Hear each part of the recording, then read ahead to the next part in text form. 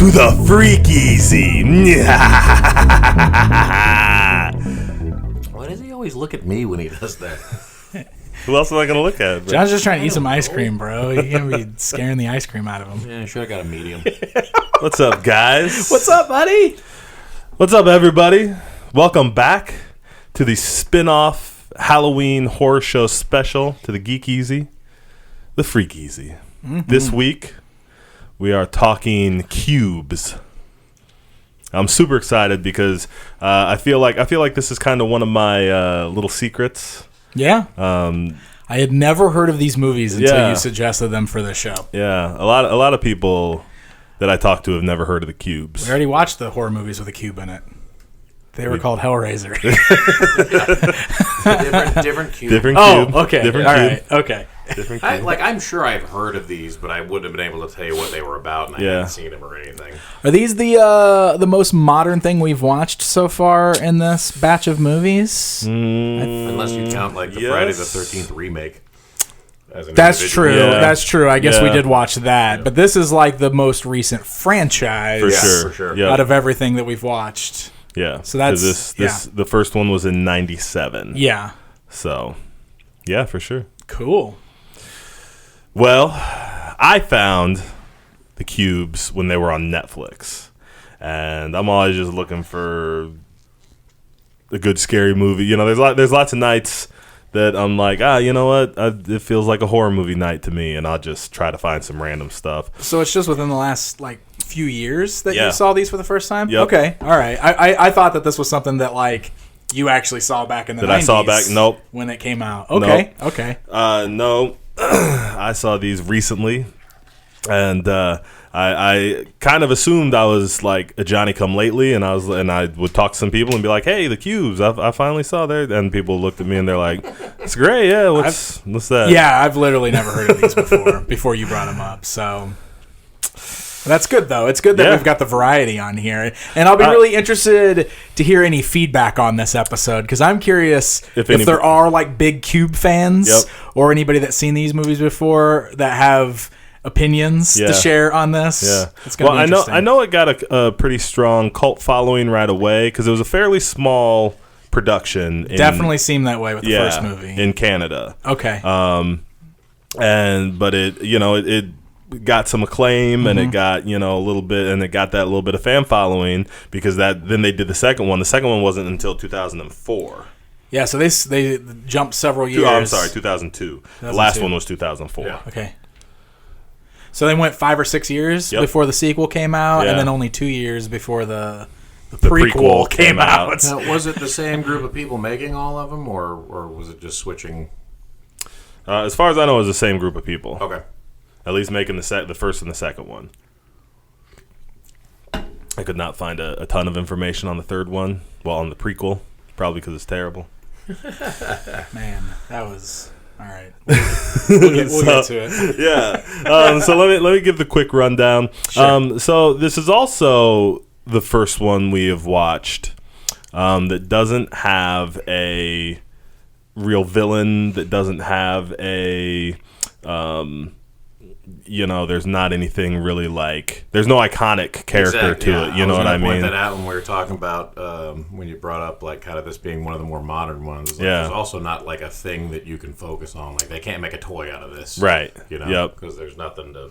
Yep, there's no face to put on it. Yeah.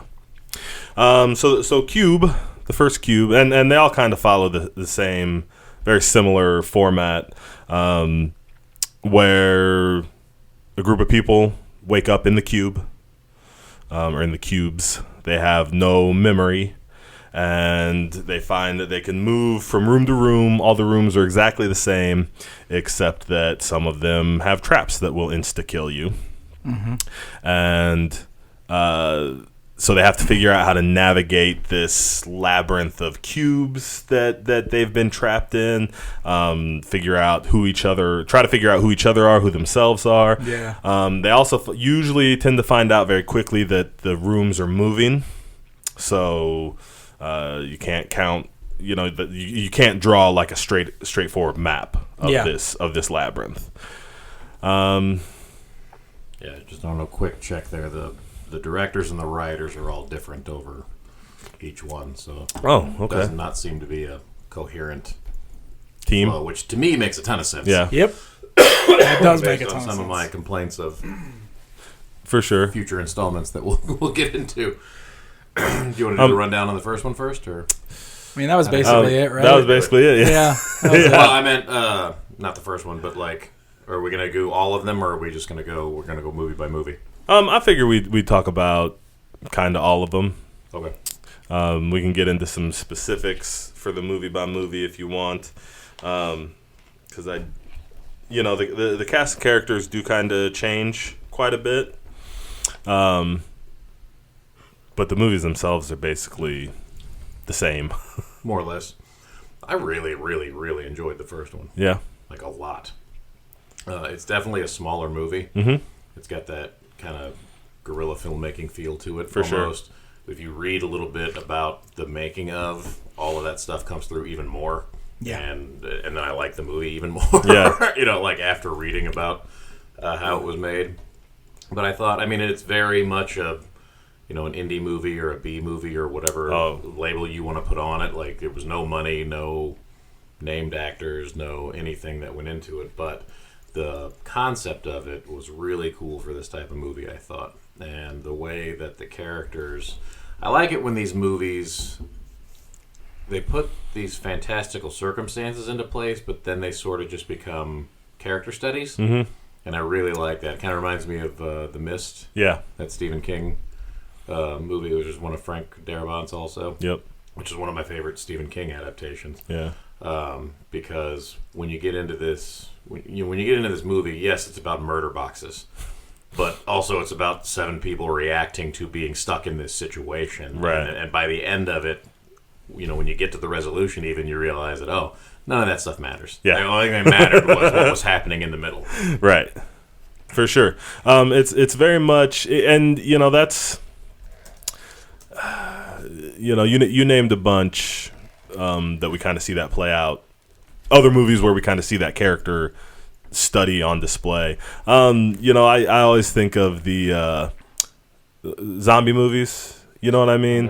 Because it always comes back to, and I think that's kind of a horror movie trope that we maybe haven't seen yet, where it's the the real enemy is mankind. You know what I mean? Each other. Yeah. And we haven't gotten into that a lot because we've had a slasher every time. It's got a very Twilight Zone vibe to it, which I do appreciate. Like, specifically, it reminded me immediately, just like that premise reminded me. There's an episode of the Twilight Zone called 5 Characters in Search of an Exit. Yeah. And it's like these weird characters. It's like a clown and a hobo and like a ballerina, and there's all these characters, but they're trapped in a box together, and they don't know how they got there or why they're there, and they're trying to get out, and they're kind of doing the same thing, and then the whole thing ends up they're like toys in a toy box, kind of a thing. Yeah. But it's a really cool premise, but it's the same. I was going to guess Evil Mime.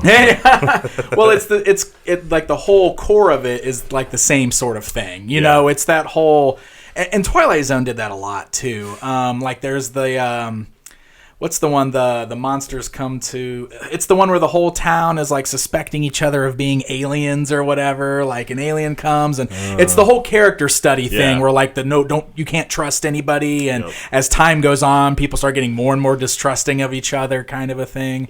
So I totally appreciate that aspect of it. That's always makes for a good kind of plot when it's done well. Yeah, I think because that's like one of those things that can legitimately happen, and it kind of makes it a little more terrifying when you think of it. Like masked hockey player psychos are scary, but like humans kind of basically breaking down mentally and like having these like episodes where like you're in these positions where you don't know who to trust, and then like chaos happens. Like that's a real thing that could happen. Well, yeah, right? we put it in context. We put it in context and think about it in like a zombie attack or weird sci-fi prison cube, right? But what happens when a tornado comes through town and knocks the power out? Yeah. You know what I mean? Then we see it. Every time a hurricane happens, we see how that happens. Yep. Like when a big hurricane destroys a town, all of a sudden all hell breaks loose, and people are looting, and people are,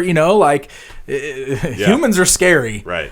That's really terrifying stuff. So...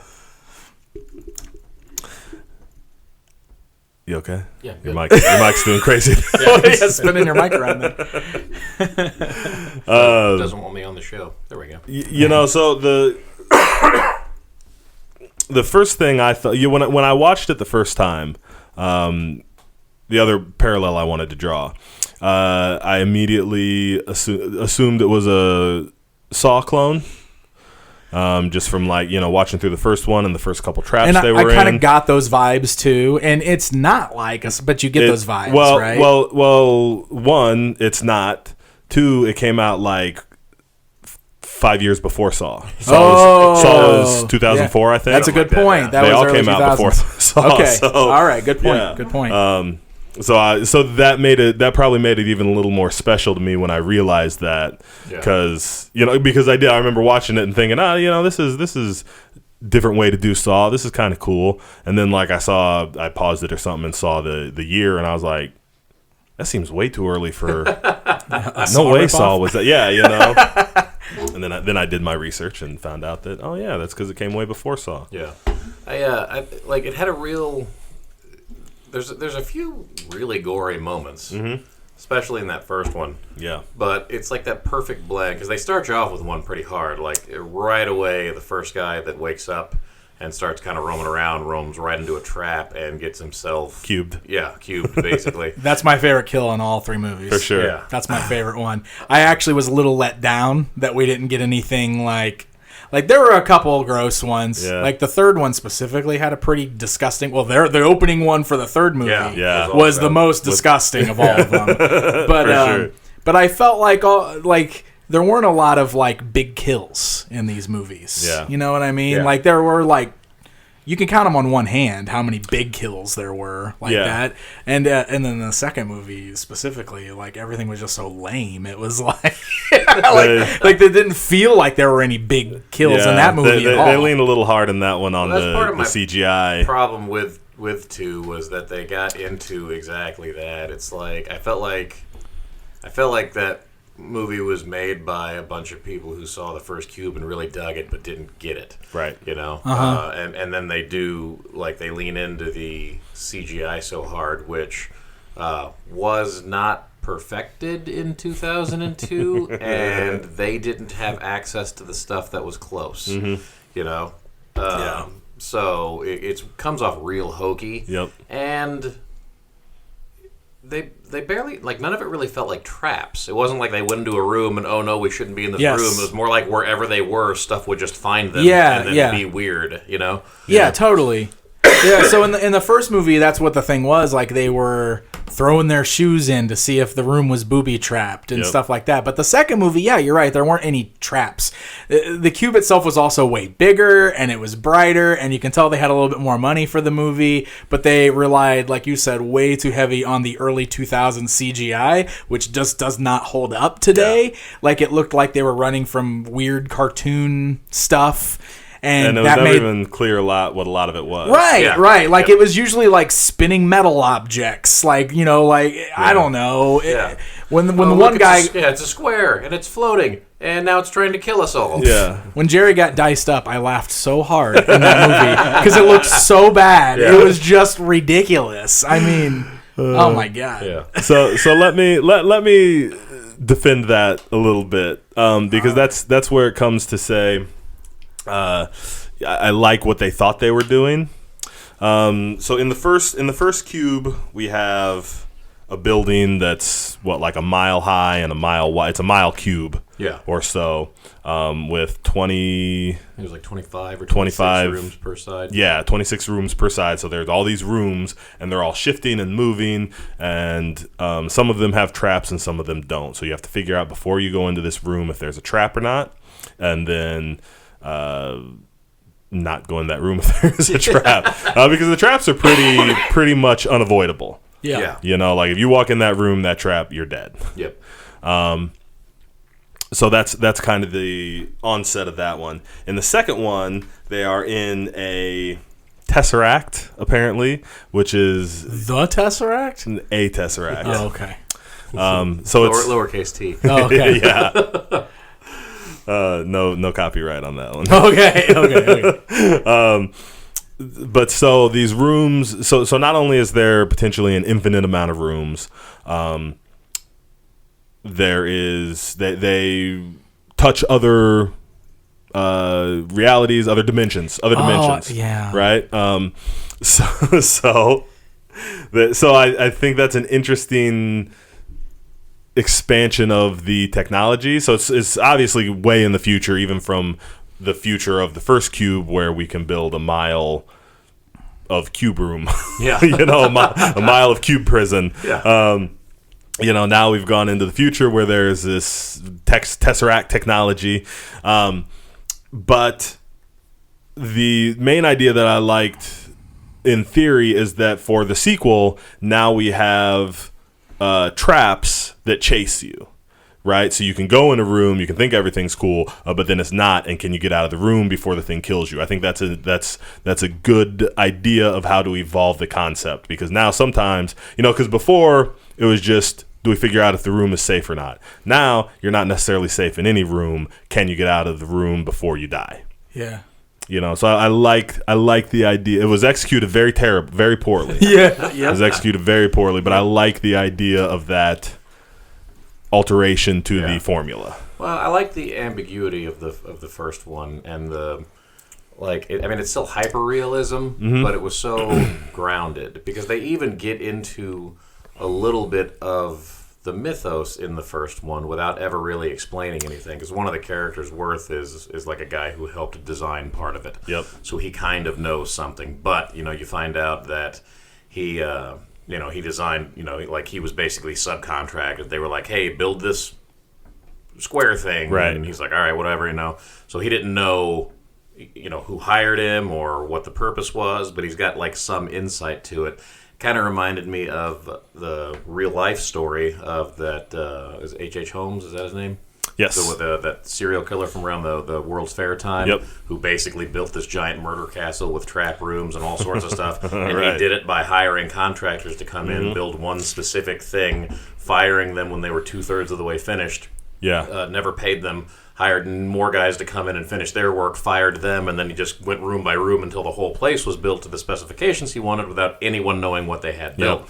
And knowing that like actual story, and then hearing that quick explanation on this one, I was like, man, that's exactly how that would go down. Right. That's bonkers. I don't actually believe that there's a mile-high cube anywhere that's just full of murder rooms, but if there was, that's probably how it would happen. That's how it would happen. Yeah. And the fact that like he sort of, and this is a guy who doesn't, who wasn't on the inside planning stage, doesn't know who hired him, so he's sort of spitballing too, but he's just basically got this firm belief that it's like, well, who built this thing? And we don't know, and they probably don't know. Why'd they build it? I doubt they have a reason. I think they built it, and then they had it, and then they needed to find a reason for it, and so now we're stuck here. You have to use it, otherwise it's pointless. Yeah, exactly. And I'm like, man, that's how the government does it. Yeah. Like, this is all real stuff. Like, that's close enough to reality to... Right. To that it seems grounded. Just feasible, Yeah, it seems grounded. And then they never really give you any more background than that. But I thought that was perfect. Like, that's all I needed for this movie. Yep. I was a little scared when it got to the end that I was going to get some sort of big explanation, and then relieved when I didn't. Yeah. Yeah. Oh, I was leading that into 2. Okay, yeah. So, yeah, sorry. But then in 2, excuse me, they do the thing where they're still trying to kind of play it ambiguous and not really give you a ton of information, but they give you more and more. Yeah. And the more they give me, the less it doesn't relate back to 1 that much to me. Yeah. Like, it was the evolution of the concept, but in a way I didn't want to take it, because now it is a space cube. Now it is an alternate reality, alternate dimension. Time moves in different things. All sorts of stuff that are going on that are way beyond the aspect or realm or idea that you can just bring in some subcontractors who don't know what they're doing and build this thing. Like, no one can accidentally come up with this, no matter how many teams you throw at it. And then so you find out that it is some evil organization who's doing something. Yeah. You know, what is it, Izod? Yeah, that's it. Izod. Yeah, it's like a weapons manufacturer who's built this thing, and they were all kind of like loosely connected to it somehow too. Yeah, like Izod. They all had some sort of connection to it.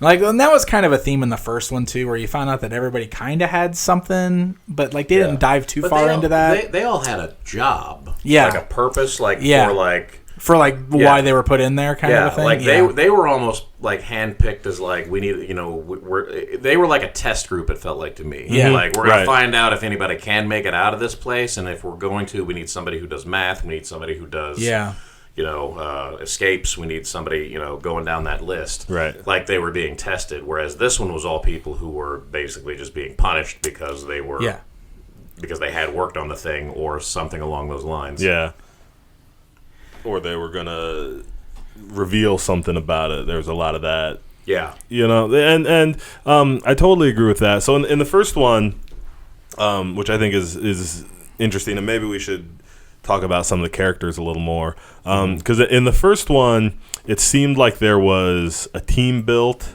and a reason for them all to be in there. Yeah. Which made it more mysterious in that it wasn't just like... It didn't seem just like, H.H. Holmes, who was just like, I just want to murder some people. It wasn't like this shady government that may or may not have built this thing, that may or may not have wiped their memories, and may or may not have trapped them in there. Could have been some experiment, could have been some reason for it, could have been, beyond just like, let's murder some people. We got our Mile High murder cube. Let's murder some people. Well, like I said, I feel like, and I don't think they ever fully flushed that out. I think this is coming from me, but sometimes you get mixed up when you watch 3 movies real quick. Right. But I got that impression that it was basically like they were the test subject because they didn't have their memories fully wiped in the first one. They didn't know how they got there, but they knew who they were. But they knew who they were. They knew where they were last night. The last thing they remembered. They all basically remembered falling asleep and then just waking up in the cube. Yeah. So exactly. that was a little different. And you find out they all have their specialty, and so it really is like whoever put this thing together is trying to figure out if it works. Yeah. Or if it can be beaten, and this is how they're doing it. But then that was totally wiped out with the prequel, so... More or less, yeah. Yeah. For sure. I don't know.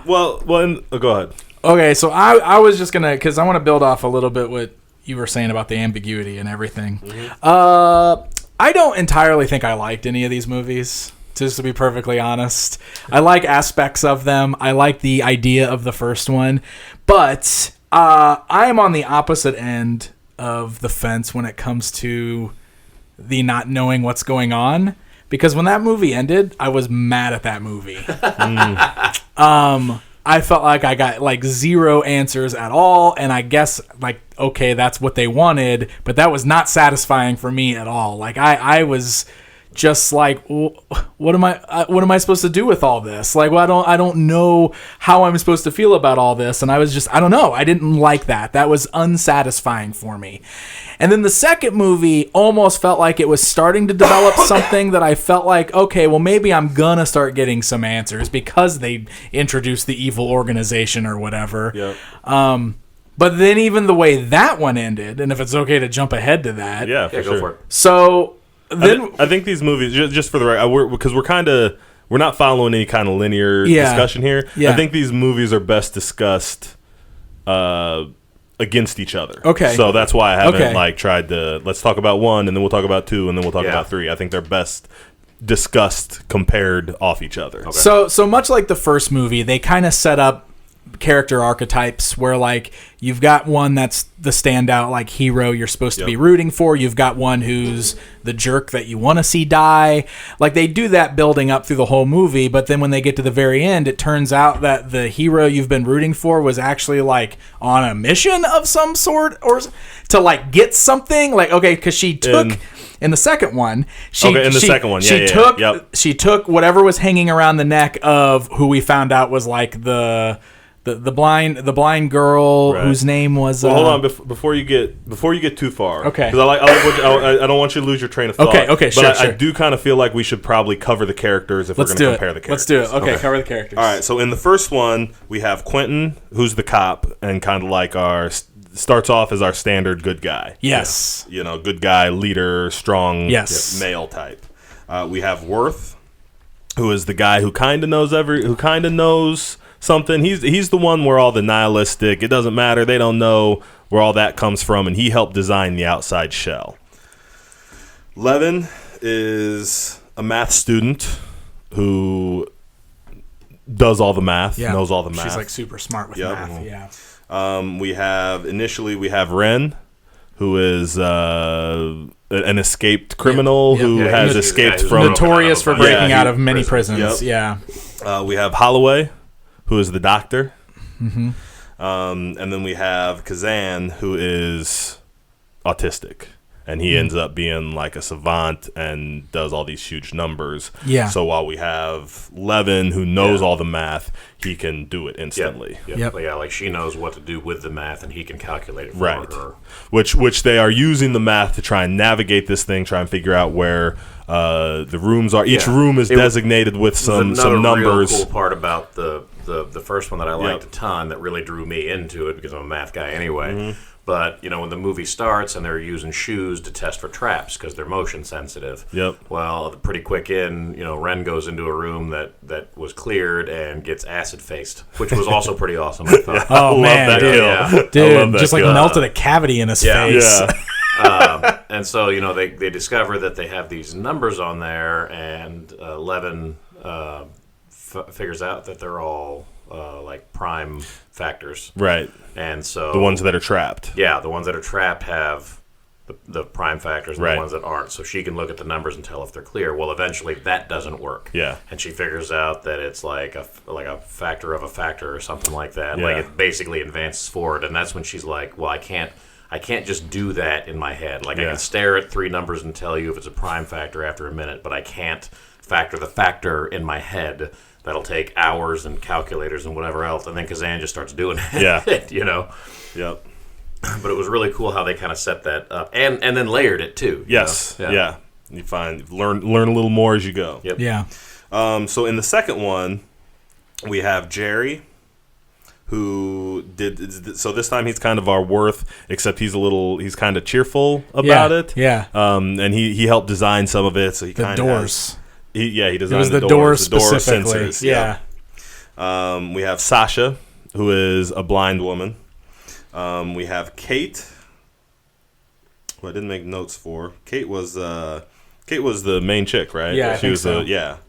Which we never got much explanation on what she did. She took she kind of took charge right away. By the end we sort of kind of do.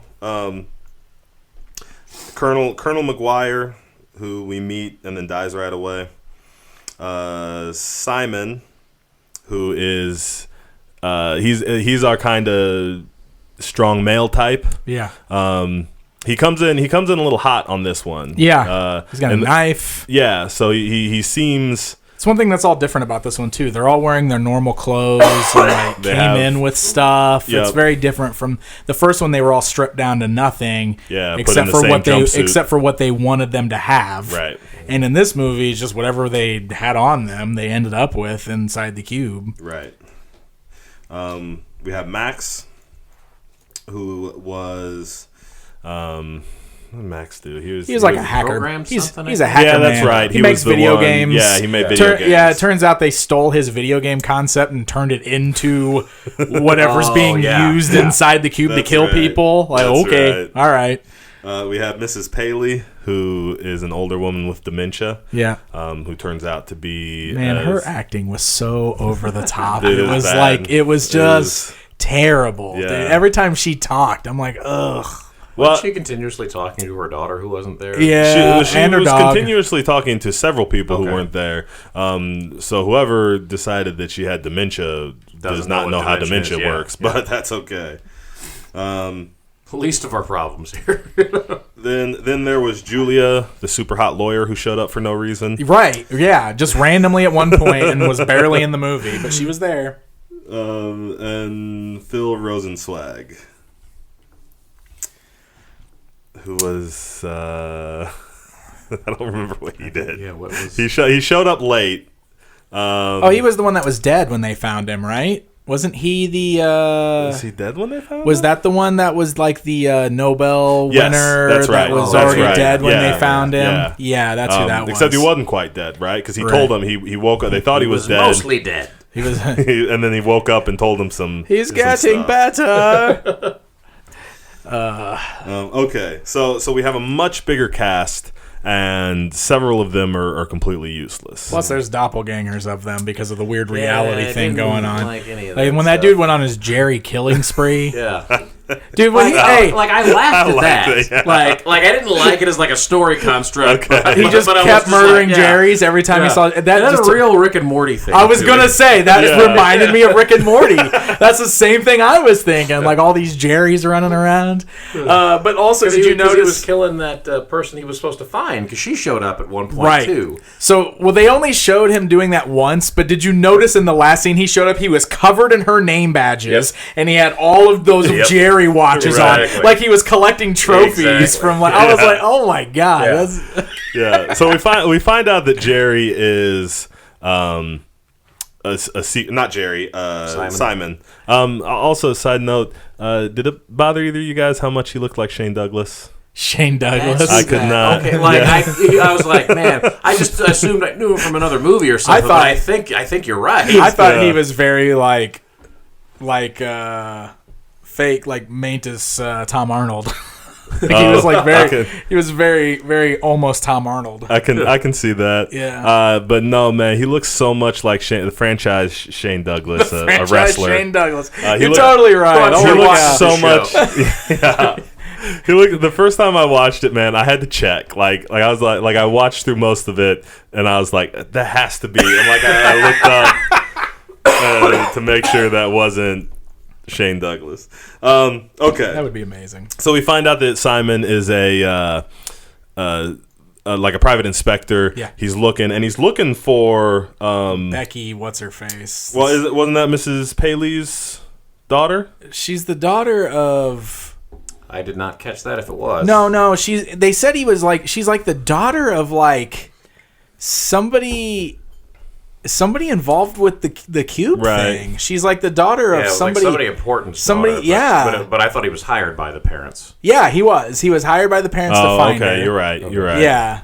You're right. So that's what it was. And then he just straight murdered her as soon as he found her. Well, he was. He'd He already was gone crazy Yeah, by he was then. well insane by the time Yeah. she showed up in the cube. Yeah. They didn't do like they had the scene in the middle where like they open a door and I think it's Mrs. Paley like she's in the room with them and they open a door and then she pops up in like the door that they just opened. Yeah. Right. And then everybody freaks out and then Simon comes and like murders her and then starts screaming about not trusting her. Don't trust anything she says. And then everybody Yeah. freaks out and then the door closes. And this one too. Oh, he gets his head. He yeah, gets his head. The head get cut off. Yeah. Because then he was His head worried cut about off. his head getting and cut then off. he the started rest. freaking out about that. Yeah. Because that's the other thing with this one is because it's a hypercube. So similar to the first one, the cube keeps moving. Like the Yep. rooms are always moving, except in this one, it's like they cheated on all their concepts.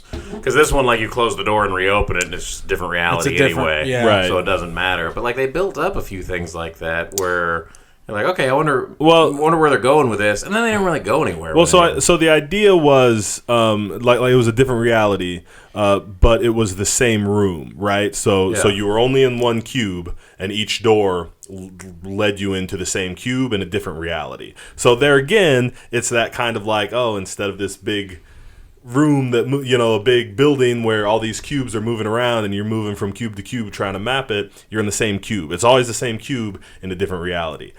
I like that thought. It was done very poorly. Yeah, I was going to say. You know what I mean? Like, no, because on what you were saying, it's almost like they almost delivered on that, but only sometimes. Because, like, for example, the movie opened with that Becky girl, trying to figure out how she got in the cube, and she opened the door and she screamed, but we didn't see what happened to her. And then fast forward to the end of the movie, we see that scene, and it's what's his name? Shane, yeah. Shane pulling her Simon. through the Simon. Not Shane Douglas. not Shane Douglas. Simon pulling her through the door. So it was kind of like in that moment. I totally forgot that's how it opened. Yeah. Yeah. So in that moment, we got that kind of like But what you're talking about, we never really actually saw why that was happening in that other reality. They just explained it away as, oh, that just must be a different reality where things went differently. Yeah. So it's weird how like sometimes there were things that we saw a payoff for, but other times they just explained it away as being, oh, it's just a different reality. It's also like it's so funny to me how thin a line a movie can or needs to or whatever walk for like my own impressions or anybody. I don't know if everybody's like that or not, but like the first one, I feel like, so they set this stuff up and there isn't necessarily a big payoff in the end, like kind of like you said. And there are plenty of movies I've watched where I get to the end and I go, didn't even end up mattering. Why am I here? But if I feel like when it's done well, I'm fine with that, because by the time I got to the end of the first one, like the journey was all that ended up mattering. Yes. And there was a purpose the entire time. Like they were wrong sometimes, and then they would figure it out. But they were always working towards this goal. And then when they got to it, everything kind of blew up. Yep. And there it was. That's fine. But like in the second one, I just felt like they weren't really working towards. Well, this brings us back around to what Danny was talking about. Okay, so we find out that the blind woman, whose name I can't remember, ended up being like the one that designed the Hypercube. Right, Sasha. During a hacker name. Yeah, during the course of it, they talk about. They kept talking about how it must be this one super hacker because it's the only person smart. I love how we got all the hacker stuff in this movie. That is so early 2000s. Man. It is so early. It's so early 2000s. But so they kept talking about this guy that's this super hacker, and he must be behind this because he's the only one smart enough to build something like this. And then we get the reveal at the end that the blind woman that's been with him the whole time is this hacker, and she did indeed build this, but then got thrown in here or whatever, right? Well, no, she found out that that Izod had built it. So she hid inside of it, so right? she hid inside it. Yeah. The only place they wouldn't come after her is inside the actual Hypercube. Yeah, which just has all kinds of problems. Which exactly, like, what's your plan now? Yeah. Apparently just to sit here and die. So you found out they were building a multidimensional murder room, and you thought that was the best place to hide from them? Yeah.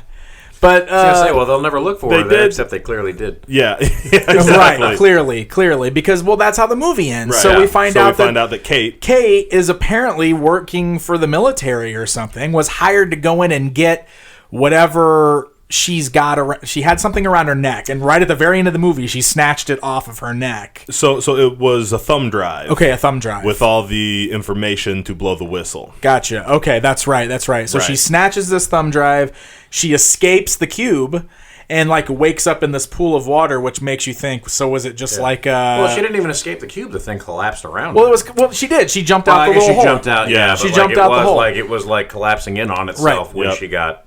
But then she wakes up in like this like pool of water, which makes you think it almost reminds me of like 11 and Stranger Things, where they put her in like the what is that called, like the echo chamber or whatever it is, sensory deprivation chamber. So it almost like they're not actually even in there, they're just like mentally in there or something. I don't know. That's what it made. That's the impression it gave me. Like they woke her up from. Yeah. And it kind of alluded to that a couple times throughout, because every time we would see we saw a couple times like flashbacks to where like they were strapped down on like hospital gurneys. That's right. Okay, so like this one is, I guess, they were like plugged into, kind of like the Matrix, or something like that. It seems that way. I mean, they never explained that at the end. Of course, they didn't explain. Then when she wakes up, they take the thumb drive from her and then shoot her. Yeah, so that's the thing. So they're like, you get to the end of this one, and it's like, oh, this is some sort of weird military thing, okay? And then they're just like, did you get it? And she's like, yeah, I got it. And they're like, great. And then they murder her, and the movie ends, and I'm just like, I still have nothing. Right. I don't that doesn't. No, that doesn't count. Right. That's not what I wanted out of the first movie, and this movie wasn't even good in the middle of it, like through the rest of it, and then you give me this weird half explanation at the end. I don't know, man. Like that one was even worse. Like I felt worse at the end of this one. Yeah. So I want to address that. Okay. And I think I will be able to kind of tie it to kind of what you were talking about. In my, I don't want to call it. I mean, I guess it's a defensive too, because I like to, and I Danny didn't like 1. You loved 1. I loved 1. Danny also didn't like 2. You didn't like 2, but I do like 2. I clearly see that it doesn't work. Okay. But I definitely, I think part of the reason I like 2 is because I see so much like how they were trying to expand, and I give a lot of credit to I see what you were trying to do there. I wish you would have pulled it off. That would have been cool. Yeah. So in the first one, it's very bare bones, and we've talked about that a lot in everything, the production, the story, everything, even the story, right? We have this group of people. Their only goal is to get out, right? That's their only goal is to figure out how to get out. Yeah. So to see how they work together, how they bump up against each other, how they respond to stress, all this, the journey, and then and they even, then yes, we don't get closure. Kazan, the autistic kid, is the only one who survives and escapes. Right. And we don't know what happened to him. We don't know what happened to him. Because, and they even, they let Worth almost look into camera and tell you, look, none of this matters. Nobody has any idea what's going on. All that matters is what we do here right now. You know what I mean? He's talking to somebody, but he's talking to the audience. Yeah.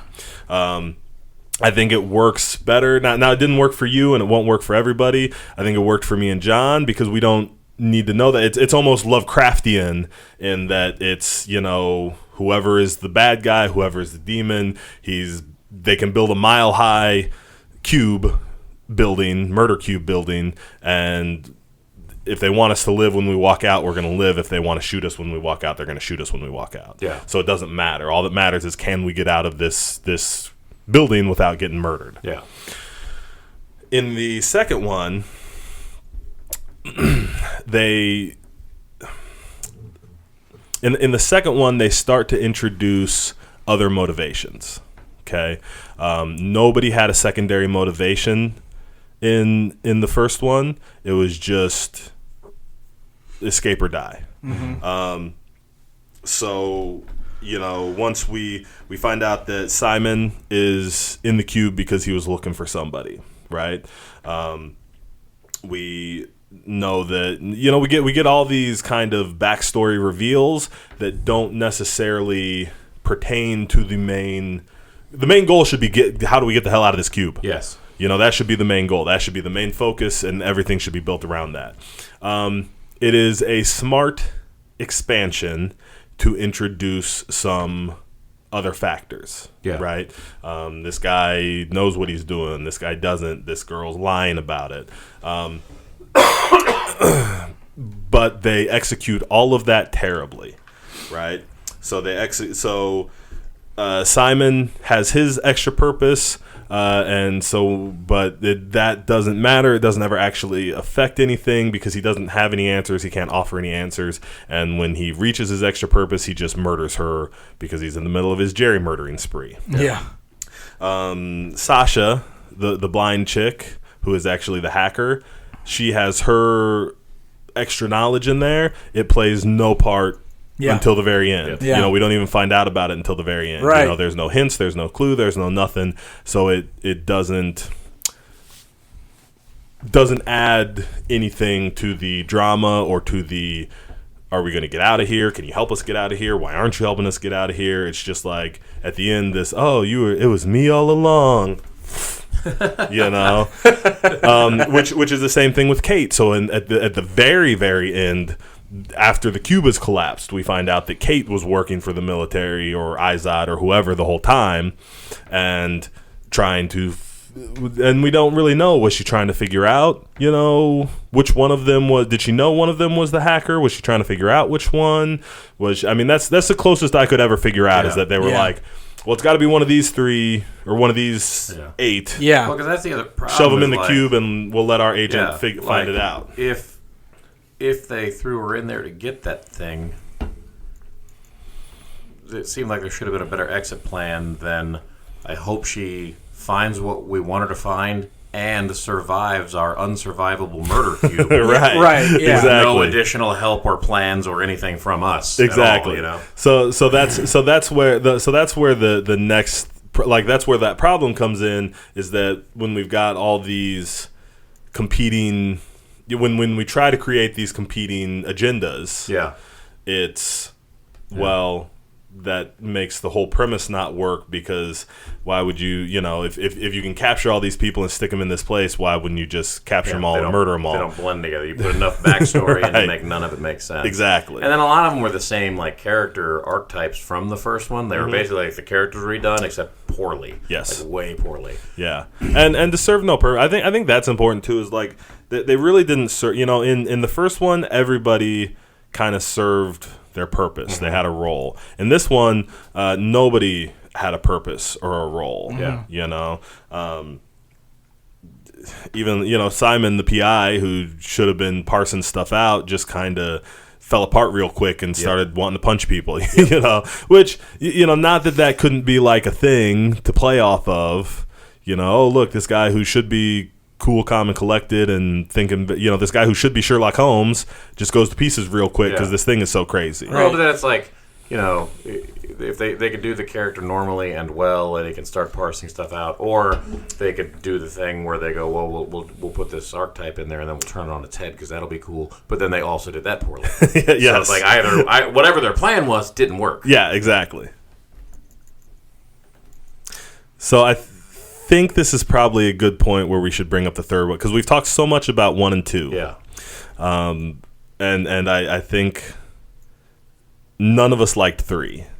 Right? I don't know. I like 3 more than 2. Did you? I did not. Yeah. I think 3 is the hottest of garbage. 3 had I probably would describe it very similar to how you described 2. Okay. A lot of it didn't really necessarily work or flow, but it was a little bit closer to the tone of the first one, I guess, or at least aesthetically. Yes. To where I got into it. There was some of the stuff so basically the premise of the third one is it starts off and you're in this room with these 2 guys who work on the cube, and they're watching the video of people in the cube, and they don't seem to know exactly what the whole thing is for or about. They just know what they're supposed to be monitoring, and one of them keeps asking questions and trying to talk about it, and the other one doesn't want him to talk about it ever. Yeah. And then we meet some people who are trapped in the cube, and we kind of go through this dual storyline thing where part of the movie is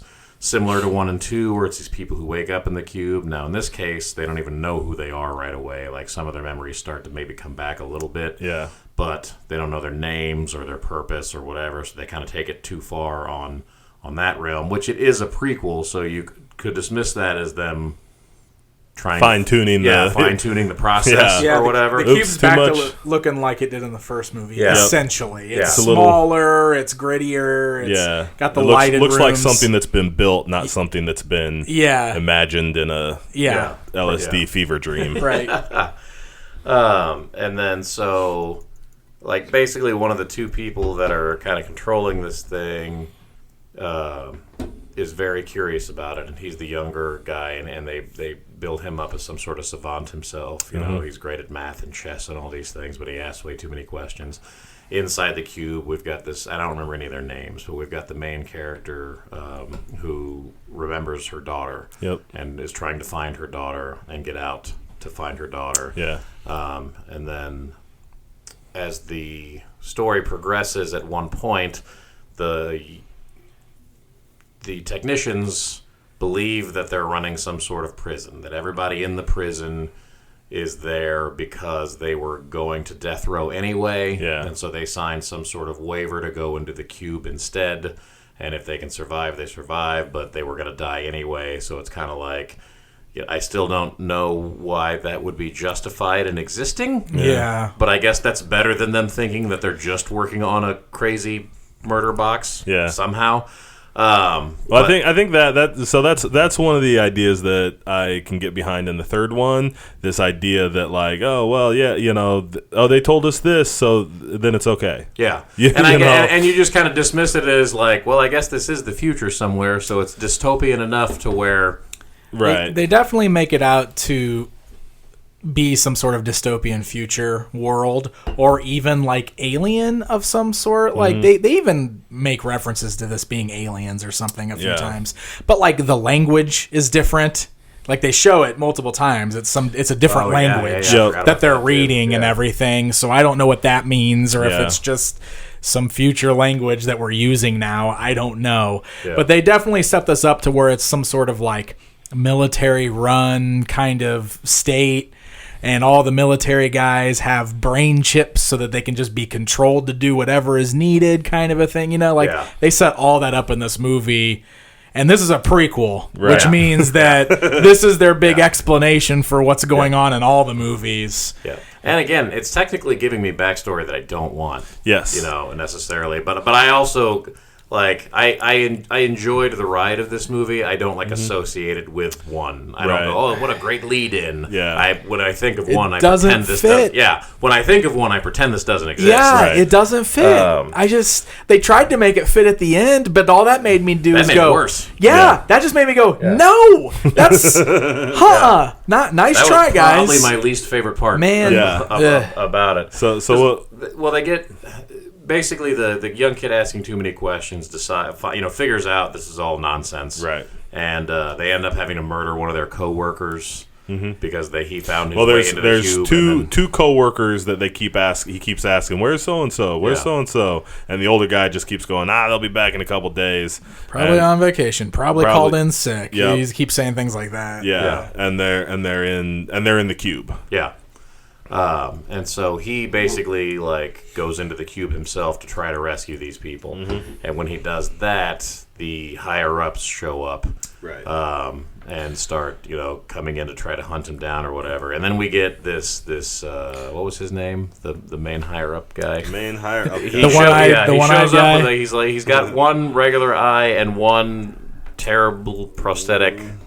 Weird robot eye. I didn't write down his name. Yeah, he is... I don't remember his name. It's one of those things that I will hate myself for being entertained by, because that character didn't fit in this movie, and this guy wasn't particularly, charming or charismatic for the character that he was trying to play. Yeah, he was very bad. And for whatever reason, half of his scenes, I'm sitting there going, come on. His eye was even worse. The eye was so weird looking. I think it was their attempt at doing that was failing so horribly that I smiled every time I saw it.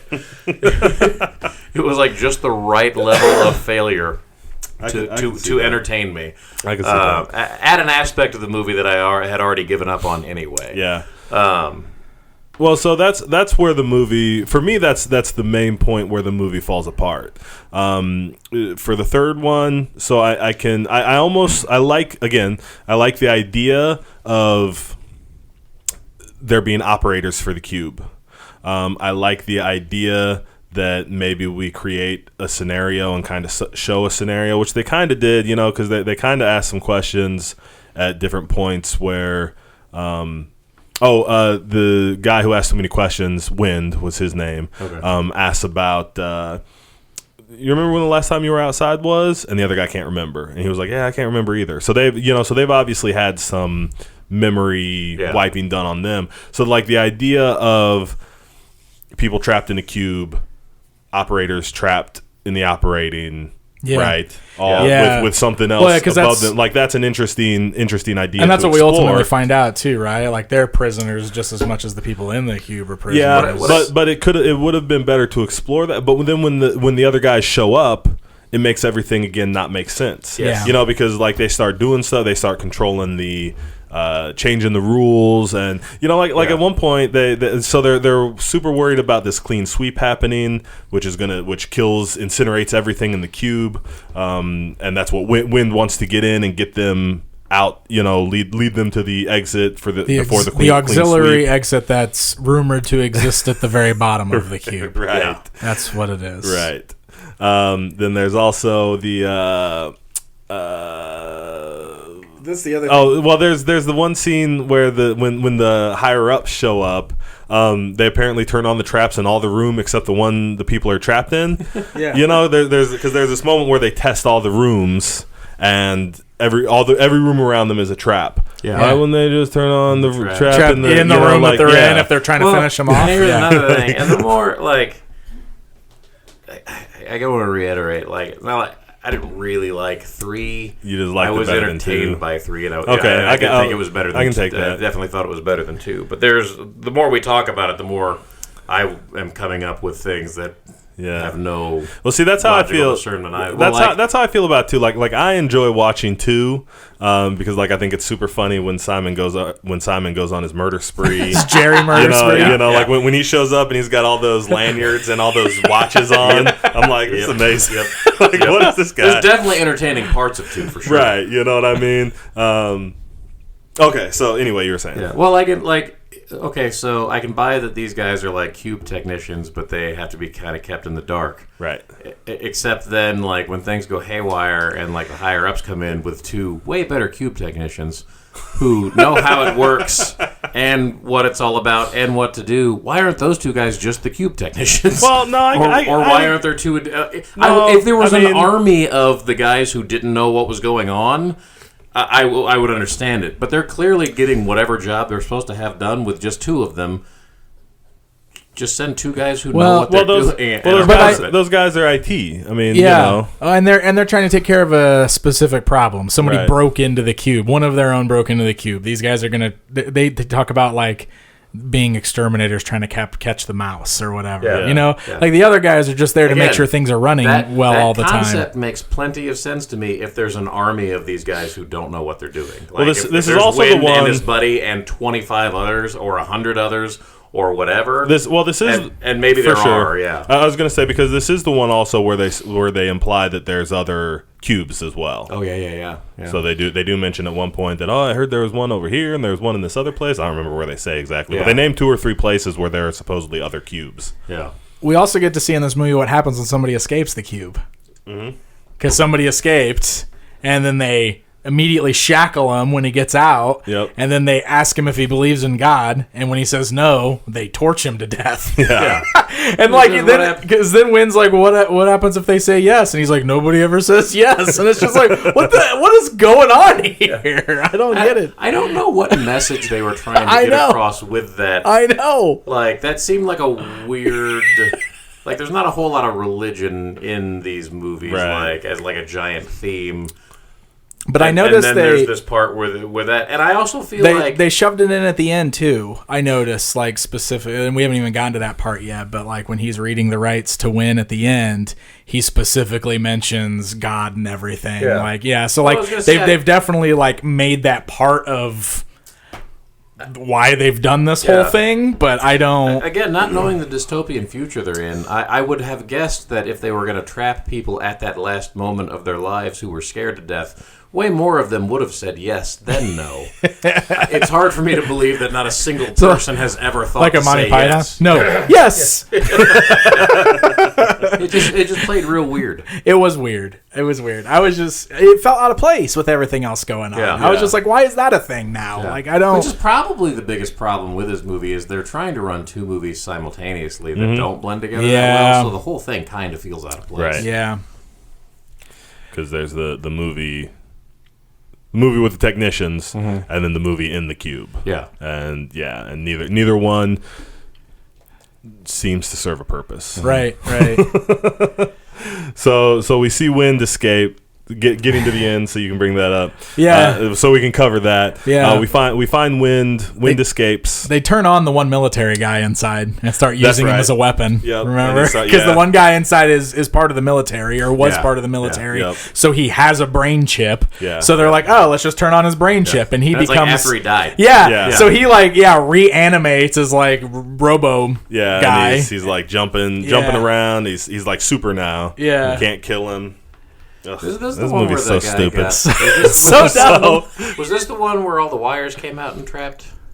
Yeah, he got somebody roped to death. Who was that? That was... Because this is the one in the first one. Because we mentioned earlier the real gross kill at the beginning of this one, and it's very similar to the beginning of the first one, where it's just somebody kind of wandering through rooms. Yeah. Except this guy gets like sprayed and sprayed and sprayed and sprayed, and then when it's finished, he's like, "Oh, it's water. It's water. Okay, it's water." And you just kind of get the impression that he's going to be fine. Maybe he's just working on stuff. Like, he freaked out, but it was no big deal, whatever. And then his skin just all starts melting and boiling and peeling off. And then he just turns into Gooey Frank right in front of our eyes. He does turn into Gooey Frank. Yes, he did. It was gross. It was the reverse. It was the reverse of the scene where Frank comes back in Hellraiser. Yes, it was. So I wrote down that Bartok gets roped to death, but I don't remember who Bartok was. Yeah, that was pretty early, any of the characters in the cube except for the chick. Yeah, it was pretty early. That was one of the earlier guys because he walked into a room and like it roped him up. Yep. And then diced him in a similar fashion to the guy from the first movie. Yeah. After it tied him up. Yeah, that was a pretty cool kill. Yeah. So Wynn and the girl end up escaping through that auxiliary hatch that's in the bottom, which apparently is over the ocean or a lake or something. Because then they just swim to freedom. But then there's like a forest, like they swim through a lake, get into this forest, which seems to be the same forest that she was originally caught in. It looks like it. Yeah. So they take off running, and those military robo drone guys immediately start firing darts at him and catch Wynn again. And then he just wakes up in that hospital bed in front of the higher up guy that we met earlier. And this is where we get the big explanation of, he reads him his rights, and he's all like, well, I didn't remember having a trial. And he was like, your trial was years ago, and you consented to be here. Right. So that's where we get the whole revelation that, this whole thing is for convicts, and they do consent to being here. And it turns out the engineer guys were also part of that. So he was also convicted, but his sentence was to be the engineer guy. But now that he's done all this, they're just going to go ahead and wipe his memory and toss him in the cube with everybody else. But then they take that a step further. So like they lobotomize him. Yeah, they do like some crazy extra surgery on his brain, which is where we get the big crazy reveal at the end that he's essentially the same character from the first movie. Well, was it supposed to be... Because he had his name on his shirt still, and it wasn't Kazan. So I took it more as like this is like they've done this lobotomy procedure. So they just do this, just do this to people. But he was also super good at math and all that stuff. I know. So, it feels like they played right into that character. He had the same mannerisms, said the same. And he did the whole. I want to go back to the blue room. I want to go back to the blue room. The same thing with his hands. Yeah. So Spider-Man thwips. Right. That's what's super weird. So when we get to that scene, and they lobotomize him, make him autistic, and send him into the cube. That scene that happens plays out exactly the same way as when they meet Kazan in the first movie. Yeah. But none of the names are the same. Like it's got Wynn's name on it, and all the other names all the characters were different. Were all different. There were none of the original characters, and they didn't even look the same. Yeah. So I think the implication was just that this thing has played out before this way, not that he was actually Kazan. Okay. That which is how, that's how I took it too. Right. But it was like it's too similar. Yes, it's weird how similar they made it. Yeah, I just I don't quite get what they were hoping to achieve with that. I just kind of wonder if it's one of those things where they just think we're like, they won't get it if we don't make it too obvious. I know, right? Yeah. It's like, look, they overdid it a little bit. Yep. Well, it's like I said, I felt like the second one was made by people who really liked Cube but didn't really get Cube, and I kind of feel like the third one was made by people who really like Cube but don't really get movies.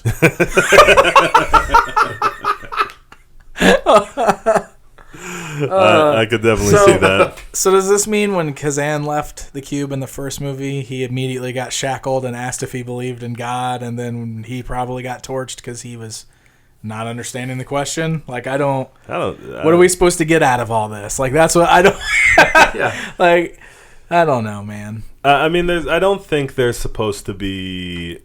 For Cube, there's not supposed to be an answer. Okay. Like that's the thing is like, so Kazan survived. Yeah. And they had kind of set it up in the first one because the goal was to escape, and because they had built the team to seem like they all had tools to help each other escape, that if any of them escaped, like it's logical to assume that if any of them escape, they go back to their life or are given a new life, whatever happens at that point, right? So for Cube, it's safe to assume that. Yeah. For Cube definitely 2, not taking Cube 0 as canon. Man, it's so weird. You almost man. don't want to take any of them as canon because I know. if you look at it through the lens of Cube 2, you assume that as soon as Kazan walked out of the cube, there was a death squad waiting there that shot him to death. Yeah.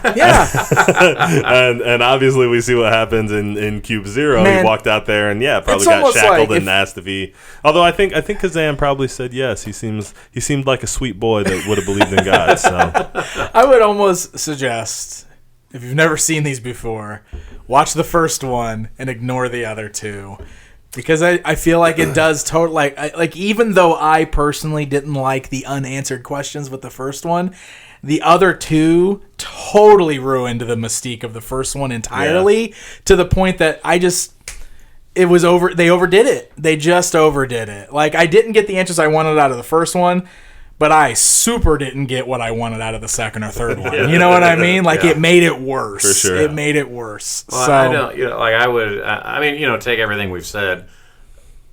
I would still watch them all, but I just don't. I mean, you kind of look at them as their own things, if need be, or at least like look at one as like the real one. And yeah, I mean, 2's all about alternate realities anyway, so Right. I'll just pretend that's it's totally a different alternate. Yeah. I would recommend. I would say that if the first cube, I like the first Cube enough. I recommend that to everybody. Yeah, go check out the first Cube. It's if you're into horror movies, or squares, or math, 3-dimensional. If you're into math, Yeah, it's a math. good scary math movie. If you are the type of person who would let 2 sequels ruin a movie for you, don't watch the sequels. Yeah. If you are the type of person, Good way to say that. If you are the type of person who can watch the sequel, because I know the sequels don't work. I still enjoyed 2. I hate 3, I hate 0. But they don't take away from the first one at all for me. Yeah. So if you're that type of person, I would say watch them all because they all, at least the second one is an interesting experience and has an interesting attempt to expand on the idea, I think. Cube 0, you can take it or leave it if you're a completist. If you're a completist, see it. If not, it's not good.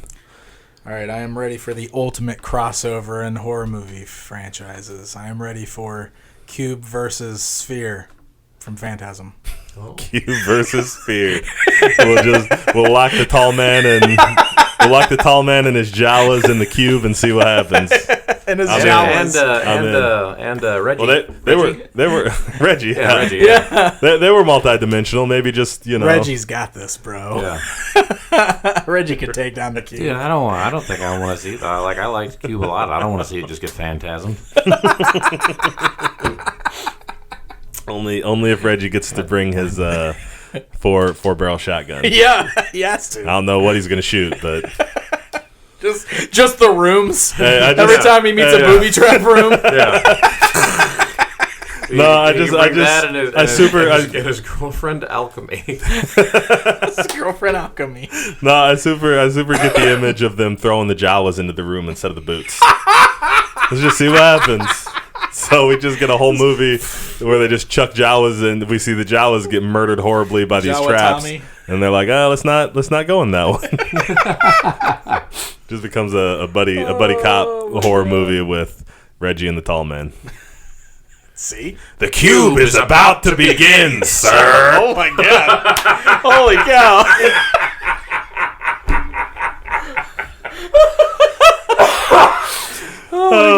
On that note, go watch Phantasm. We aren't gonna top anything beyond that. That was it. All right, guys. Any final thoughts? Nope. Good. I've said everything I could say about Cube. So next week, Freak Easy rolls on, and it is time for the Puppet Masters. I'm so excited. I've never seen the Puppet Masters. Never seen the We've Puppet been getting Masters. that was recommended too by some of our listeners, so I was really happy when I saw that because I was like, that one it's as a already on our request. schedule. Yep. How many of them? We're gonna do 4 of them or 3 of them. Listen, we need to do 4. 4? Because if we get through 3 and you guys don't see what happens in 4, you're gonna be mad at me. So, Okay. All right. Puppet Master 1 through 4. 1 through 4. Got it. I'm excited. And I hope you guys are excited. Excited enough to like, comment, subscribe, do all that YouTube-y stuff down below. And don't forget to follow us join us every other Wednesday for our regularly scheduled podcast, The Geek Easy. Make sure to head over to Facebook, like us on Facebook, ask us a question on Facebook. Maybe it'll make the regular Geek Easy podcast where we do fan questions and answers often. And then you can follow us if you'd rather listen to us on audio. You can find us on Google Play, Stitcher, Podbean, whatever Apple's thing is, their podcasting app. I think it's still iTunes it's right still, now. It's still iTunes and still just the Apple podcasting app on my phone. So So we might as well just keep saying iTunes. I don't know what's going on. Find us on iTunes until it's not iTunes anymore. Yeah. Did I miss any? Nope, I think you got it right. Spotify, Stitcher. I did not get Spotify. We're definitely on Spotify. Yep. Did you get Stitcher? I did get Stitcher. Oh, he got Stitcher. I think I Okay, got cool. Stitcher. Cool. Yeah. All right. We'll get Stitcher just in case. Guys, we'll see you next week for the Puppet Masters. Yes. Go watch the Puppet Masters 1 through 4 so you can join in the conversation. Happy Halloween. I don't do as good on the Happy Halloween as I do on the gotta work on open. that. I gotta work on that. You got a week. The Geek Easy Podcast is a production of PixelDan.com. Musical tracks used in the intro and outro are used with full permission of the respective owners or creators. Intro and outro narrations are provided by me, Brian T. Stevenson. PixelDan.com's The Geek Easy Podcast is provided for entertainment purposes only. The views expressed are those solely of the hosts or guests and do not necessarily represent those of PixelDan.com or any other party. Be sure to join us next time for another installment of the Geek Easy Podcast.